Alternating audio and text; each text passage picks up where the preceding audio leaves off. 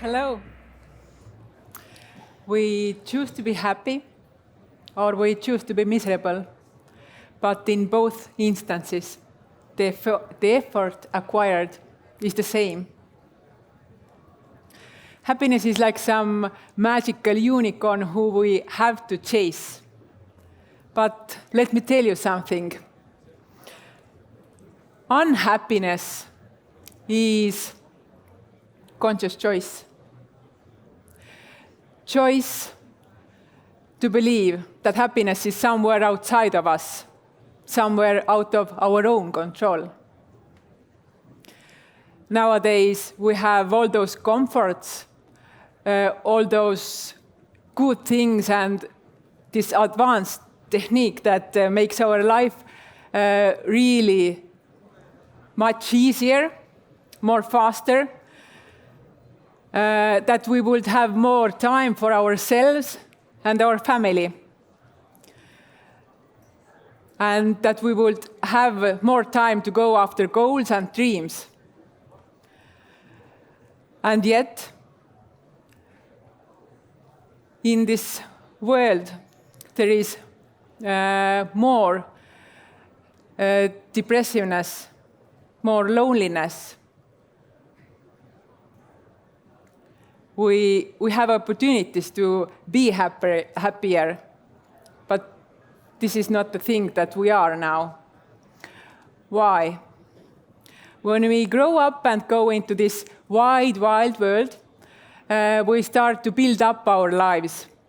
We start to go after our goals and dreams. And this is a great idea to have goals and dreams. But too often, we forget ourselves into this chasing. We lose ourselves into this. We start to tell ourselves, I am happy when something happens. I am happy if I lose 10 kilograms. I am happy if I have a loving romantic partner. I am happy if I have an X amount of customers. I am happy if I have my own house. This last one is my own dream. And I did buy a house in a beautiful nature countryside.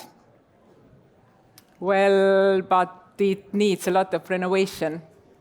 I started with a great enthusiasm and did a lot of work myself and tried to find out different solutions. But very soon reality kicked in. There is too much to do. There is lots of work to do. And soon I started to feel myself. Soon I understood that I don't have enough knowledge, enough energy, and enough money for all that. I started to feel incapable. And I didn't want to feel that way. I felt miserable, but I didn't want to feel that way. So I started to amuse my mind. Sometimes I lost myself into scrolling Facebook for hours or into Netflix. I ate more. I drank much more alcohol. I gave my attention away to entertainment. This is what we adults do a lot, giving our attention away. So to escape from our emotions and feelings, from our challenges, from the real life. One January morning, my daughter asked me, what is my wish for the day? This is our morning tradition to set an intention for the day. What do I want to get from the day? I said, I want to feel joy again. Because I felt dead inside. We are walking around this world really busy with all those things that are in our heads, busy doing that and that. But I felt dead inside. So I thought, how can I feel this joy again? Generally people know me as smiling, joyful, and light-hearted person, but at that moment I felt nothing like that. I felt dead inside.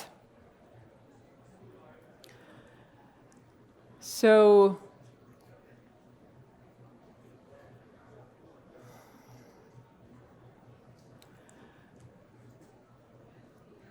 I had my dream, this house with a fireplace, garden, forest behind it. But still, I felt nothing.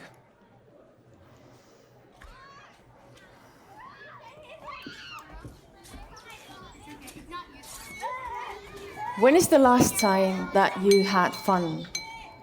Really? Seriously, think about it.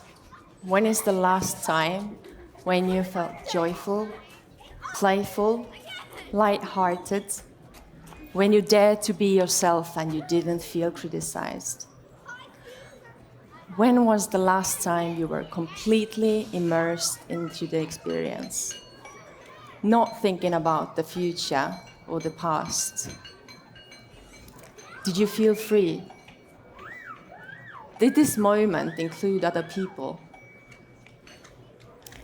When is the last time you really felt alive? Triin, when did you feel alive yourself? I feel alive when I'm in love. So, an example from last week, on Saturday, I received a glass bowl. On face value, it's a very common glass bowl, but I fell completely in love with it. So I couldn't stop talking about it because I want everybody else to feel excited about it.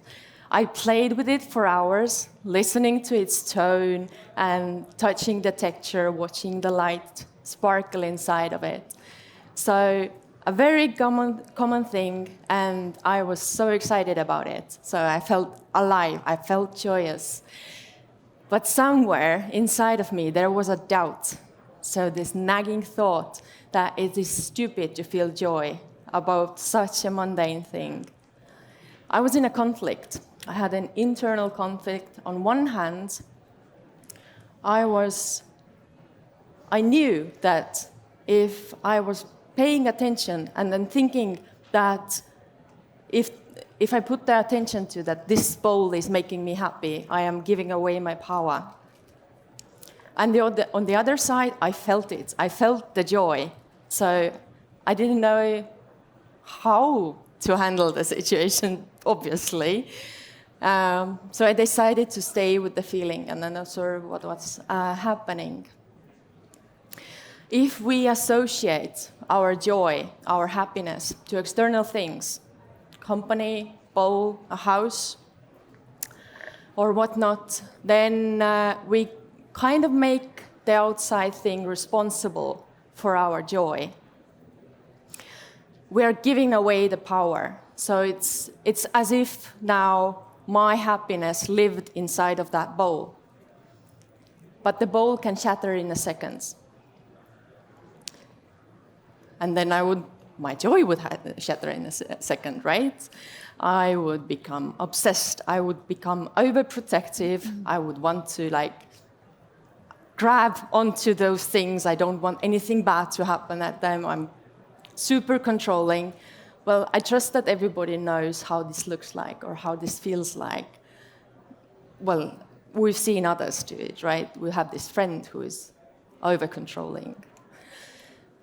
But let's look at joy as something which is not dependent on anything else, which is A joy as a feeling, as a state of being which comes from within. It's here, it's always here, and we always have access to it. Everybody has access to it. So let's look at joy as a natural expression of human spirit. We experience it as an emotion, and let's consider that there is only one true emotion, and it's desire. So this actually explains why all the therapists, mentors, and coaches start out with a question, what do you want? We are getting in touch with your desire, with your dreams. And joy is only one aspect of desire, a desire to live. There are others, a desire to change, which we experience as melancholy, a desire to retreat, which we experience as fear, and a desire to fight. So the next time you might feel skeptical or provoked, consider that this is your heart whispering to you, I want to fight. And you can respond by figuring out what is it that you want to fight for. Maybe it's your view of the world.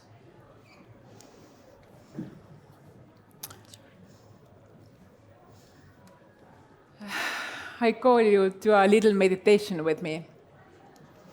Please close your eyes. Breathe deeply. What do you feel inside? Is there anxiety? Are you worried about something? Or afraid about something? Are you angry? Or do you feel calmness? Do you feel courageous? Are you connected? Do you feel joy? Thank you. You can open your eyes. Think for a moment how much time and energy you are putting on the thoughts that make you feel miserable. We, everybody, have the ability and right to choose, to shift our focus, to choose joy. Sometimes it takes time to feel anger or sadness, and it's vitally important to feel all this, but then it's our own decision to come out of it. That morning in the car, when I felt nothing, when I didn't feel a spark of joy in me, I started to sing something like that, oh joy, why have you left me? And so on till I want to feel you again. And I started to laugh loudly. And I felt the sparkle. My intention was so strong. I knew that I wanted to live again. And then I knew that I want to talk here about joy. And really, magically, Triin had exactly the same idea. But how to cultivate more joy? Thank you. When we were doing a research about joy and how to actually do it, and exploring what is the information that is out there, we came across an author, Catherine Price, who has put together this very lovely model. And she calls it a model for true fun. So, how to cultivate joy, have fun. But in her book, she's saying also that to have true fun, we have to have our basic needs met before we can have fun. So to me, this statement says that taking care of yourself is not fun. It's not enjoyable. And I became really curious, is that so? Really? Are we really so dependent? And I also became curious that if I focus on joy instead of fun, can this model still hold? And I believe that it can, because the joy is present in all of those concepts. And let's take a look on all of those. Let's explore playfulness. Have you observed kids playing? I have. If they are playing, then they are totally in it. They are in this process. They are not thinking about the outcome. They are not thinking what comes next. And we adults can do the same. We can play and just have fun, just for the sake of doing it and having fun. Very often, we don't allow ourselves to do something that seemingly has no purpose. We think that we are wasting our time. But we can do it. And we can feel this joy from playing. Feelings of lightheartedness and freedom come along with this. And also feelings of lightness and freedom come along with the feeling of connectedness, feeling of being connected with ourselves. If I truly know my emotions and feelings, if I truly know my desires and dreams, then I can be connected with myself. When I'm truly honest, when I truly let go all those masks and defenses, then I can be opened and I can connect with my authentic self. And then I can connect with the world around me and with other people. Triin, you didn't want to share your bowl story. Tell me why. Yeah. Sharing the things which are close to my heart make me vulnerable. I open myself up to other people. There's always a threat of negative feedback, of rejections. So I've seen some of people leave already. Rejection wound is activated for sure. But when I'm real, when I'm sharing from my heart, there's another opportunity that I'm creating. I am creating a possibility for connection. And the thought that somebody here wants truly to be my friend because of me, not because of what I do or what I own, but just because who I am, is just as scary as having you just reject me. So imagine we form a friendship, we get to know each other, and then one of us still decides that, okay, this is not for me, I'm going to go. So our brains can focus only on one thing at a time. And the what-if stories, the what-if scenarios we keep thinking of are just as demanding as whatever we're supposed to be focusing on. Just as demanding as writing a keynote or paying attention to a Facebook notification or playing with your kids. So let's have a play here. Let's do a game. Don't worry, everybody knows this game. It's don't think about it game. So please do not think about a pink elephant with yellow head. Your attention is very fragile. It needs protection. And if we give it away to everything which is around us, we cannot do what we want to do. We just don't have that capacity. It's trainable, but it doesn't come like this. So you cannot pay full attention to what I'm saying if I keep reminding you about the elephant and its green tail. And you cannot pay your full attention to the elephant because I won't stop speaking.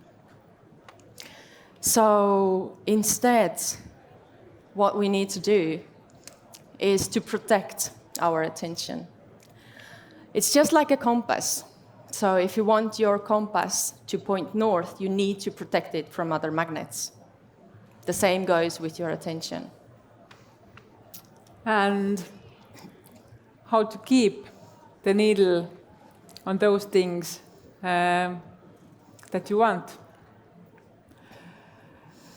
Pay attention to the little details that you have in your life. Pay attention and be grateful that you have food on your table, that you have caring people around you, that birds are singing really beautifully. Notice that sparkle in your partner's eyes when he's talking about some new great idea to you. Notice that you are alive and be grateful for that. Be grateful that you are here in this present moment. Like Liisi said, the power is in the moment. And my wish for today is that we would have just a little bit of more joy in our lives. So let's make things practical. Let's plan a joyful date. Before you do anything else, think, what do you want to do? So how do you want to spend the date? What brings you joy? Who do you want to spend the date with? Can be yourself, maybe your pet, grandmother. And when are you going to do it? So please, take out your phones and do it. Plan a date for yourself. Make the phone call, put it in the calendar, and seriously, because if we fail to plan, we plan to fail. We have about 10 seconds for it.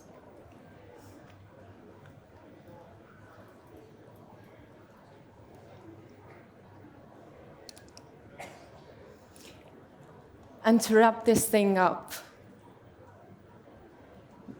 we need to be reminded to focus on joy. So I invite you to carry this question close to your heart. How can I make this moment more enjoyable for myself? Because if you uplift yourself, you will uplift those around you.